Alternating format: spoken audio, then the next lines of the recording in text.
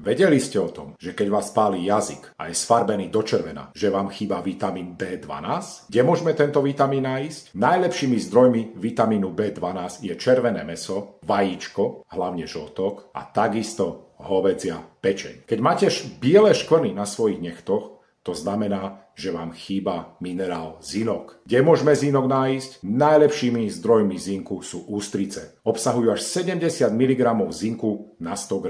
Ďalej ho nájdeme v hovädzom, jahňacom či bravčovom mäse. Vegetariáni si môžu doplniť zinok tekvicovými, slnečnicovými alebo sezamovými semiačkami. Keď sa vám robia výražky na zadnej strane rúk, pod ramenami, znamená to, že máte nedostatok vitamínu A alebo omega-3 masných kyselín. Omega-3 masné kyseliny nájdeme hlavne v tučných rybách, ako je makrela, losos či tuňak. Vegetariáni si môžu doplniť omega-3 masné kyseliny vlašskými orechmi. Ak máte suché podraždené oči, znamená to, že máte nedostatok vitamínu A. Najlepšími zdrojmi sú pečienka a vaječný žltok. Zo zeleniny sú to sladké zemiaky, mrkva a špenát. Ak v kľudovej polohe trasiete nohou, napríklad v sede, znamená to, že máte nedostatok magnézia. Môže to byť následok nadmernej konzumácie sacharidov. Kde ho nájdeme? Najlepšími zdrojmi sú banány, strukoviny a zelenina. Ak sa vám moje video páčilo, dajte like a prihláste sa na odber.